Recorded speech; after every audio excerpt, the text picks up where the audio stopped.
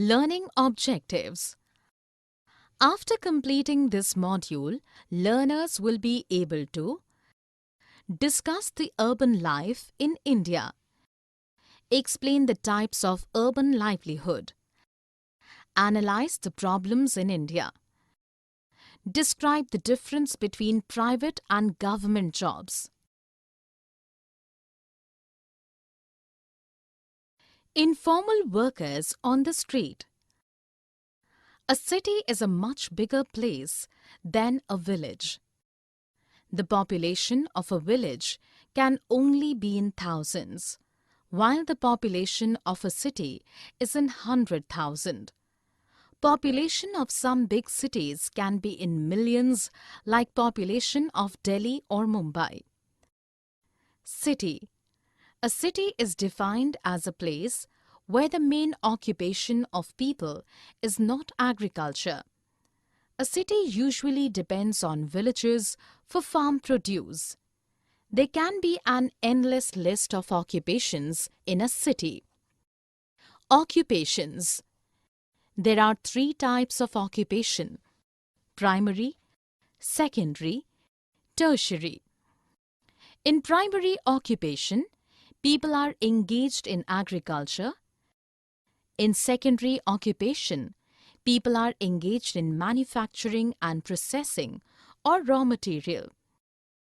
In tertiary occupations, they are engaged in providing services. Types of livelihoods.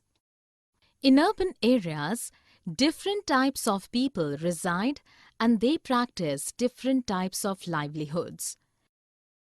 They are divided as factory workers who work hard day and night but are unable to get good salaries. Shopkeepers and businessmen are busy in selling and buying of different types of things. Professionals like teachers, doctors, lawyers, etc. form core of the urban population. They provide services. There are some urban people who practice other occupations like vegetable vendors, domestic servants, garments traders, etc. Informal workers on the street. We came across variety of street vendors in a city. Vendors selling newspapers and people working as auto rickshaw drivers, cobblers and roadside barber. They work on their own. No one has employed them or organized them. Their shops and enterprises are usually temporary structures. The government is looking to modify the law that bans street vendors because it is right of people to earn their livelihood. Types of livelihood. Daily wage earner. The number of daily wage earners is even higher. Most of the people who do not have any skill have to work as daily wage earners.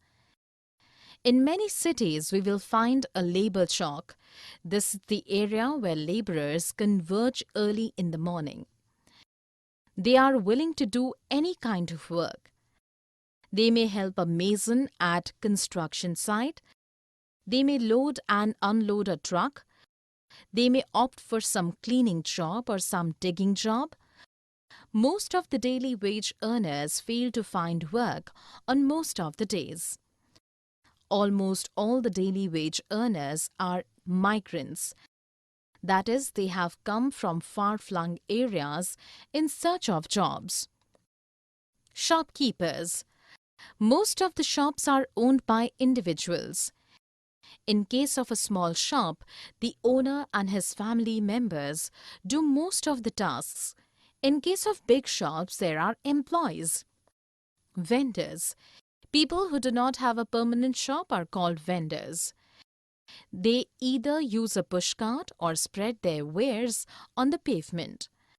Vendors also create a nuisance by blocking footpaths and roads. This results in problems of pedestrians and vehicles. So many people protest at vendors occupying the roadsides. The government is working on this issue. The government is trying to mark some areas, specially for vendors. Care is also being taken to prevent conflicts between vendors and general public.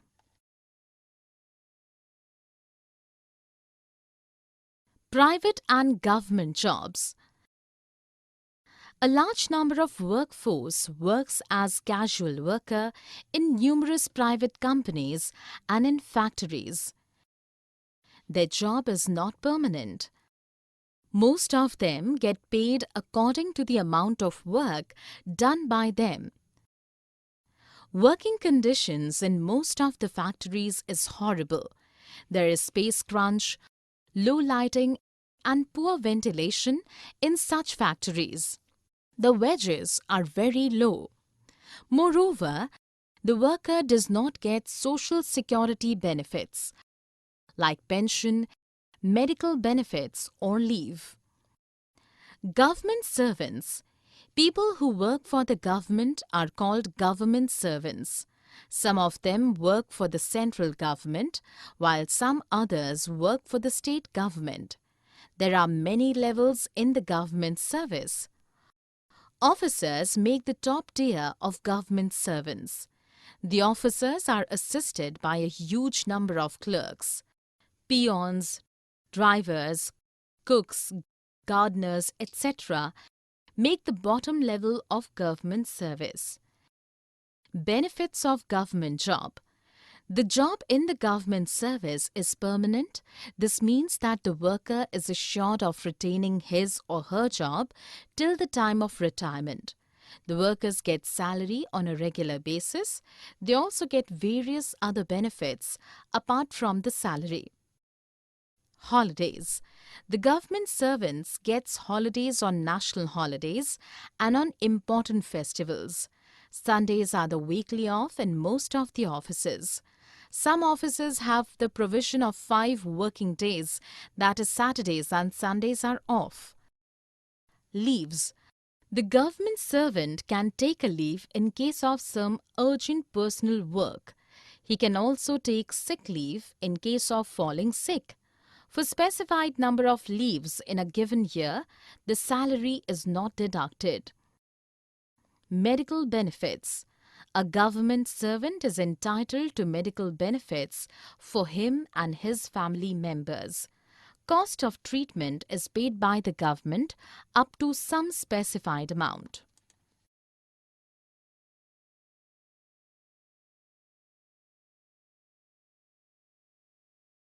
Summary. Let us summarize what we have learned. A city is a much bigger place than a village. The population of a village can only be in thousands, while the population of a city is in 100,000. Population of some big cities can be in millions, like population of Delhi or Mumbai. The job in the government service is permanent. This means that the worker is assured of retaining his or her job till the time of retirement. The workers get salary on a regular basis. People who work as permanent workers, either for the government or for private companies, usually get good salary and secure job. But casual workers do not get such facilities.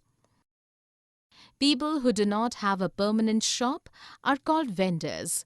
They either use a push cart or spread their wares on the pavement.